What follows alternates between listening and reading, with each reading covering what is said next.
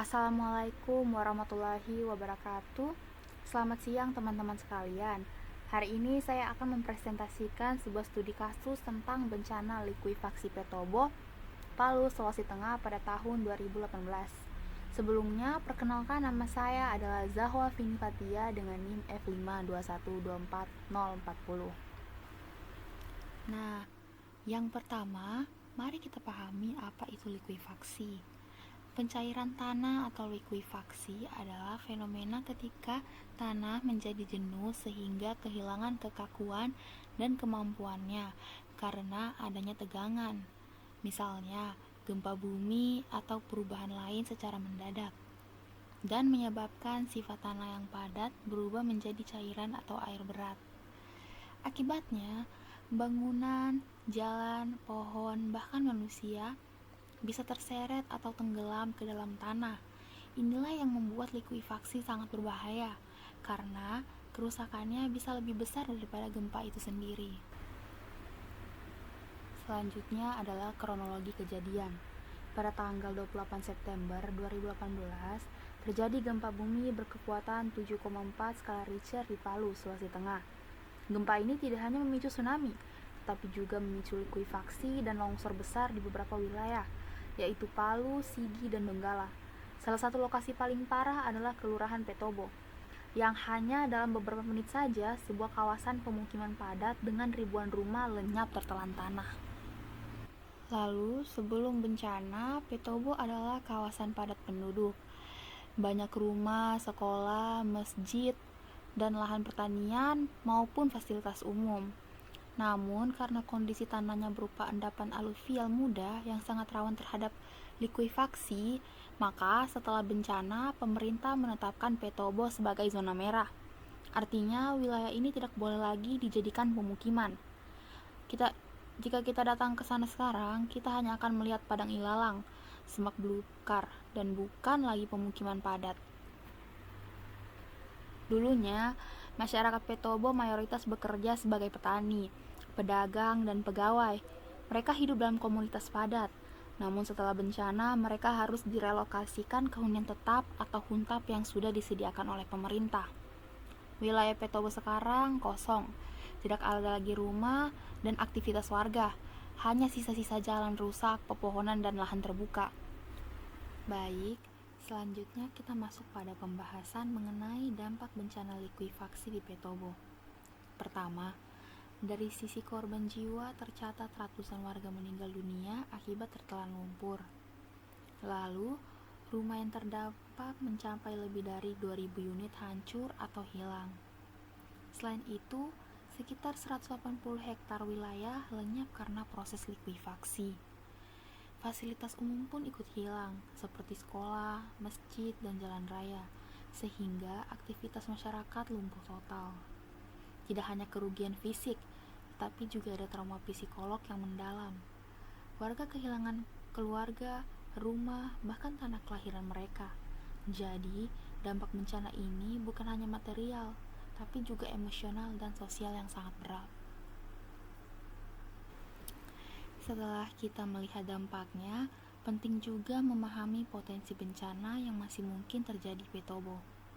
Yang pertama adalah likuifaksi ulang. Tanah di Petobo setelah bencana masih berupa endapan pasir jenuh air. Jadi, kalau wilayah ini kembali dihuni, potensi likuifaksi saat terjadi gempa besar masih sangat tinggi. Karena itu, zona ini ditetapkan sebagai zona merah atau non-hunian. Kedua, ada penurunan tanah. Bekas likuifaksi meninggalkan rongga dan tanah lemah. Jika ada pembangunan baru, bisa terjadi amblesan atau subsidence. Hal ini tentu beresiko terhadap infrastruktur seperti jalanan maupun drainase. Ketiga, banjir lokal.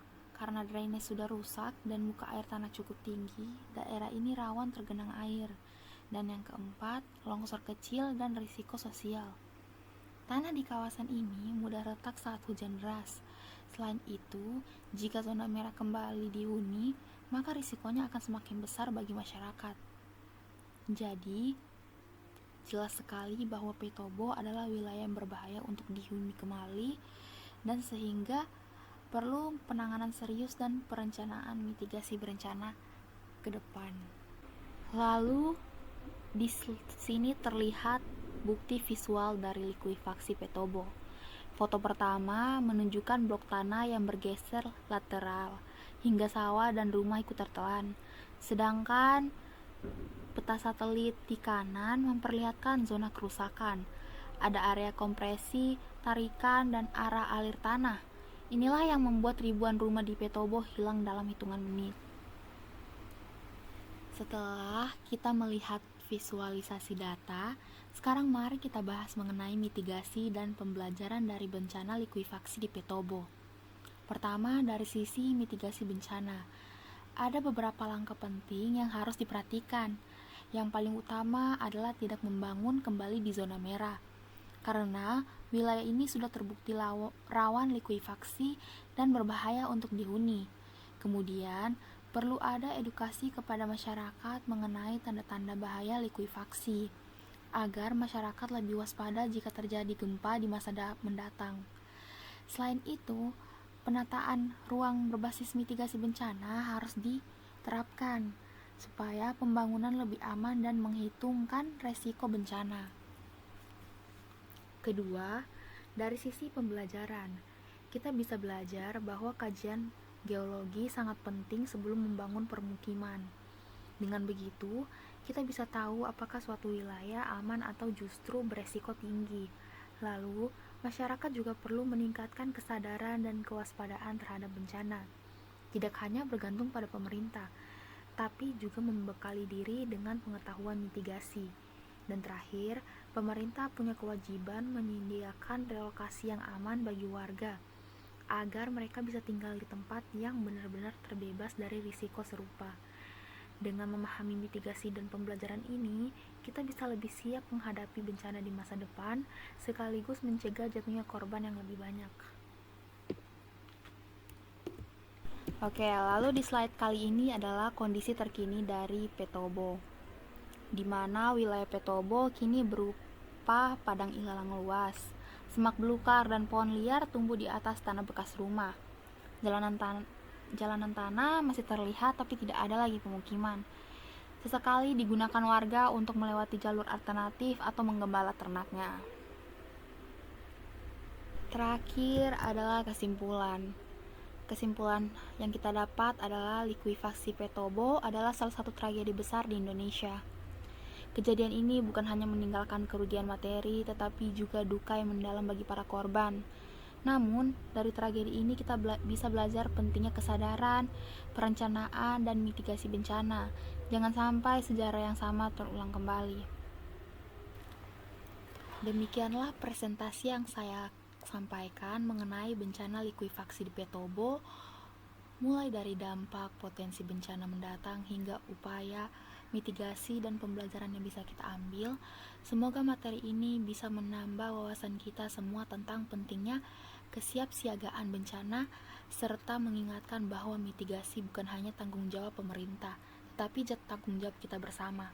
Mari kita jadikan pengalaman ini sebagai pembelajaran berharga, agar di masa depan kita bisa lebih waspada, lebih siap, dan mampu meminimalisir risiko bencana. Terima kasih atas perhatian dan waktunya. Wassalamualaikum warahmatullahi wabarakatuh.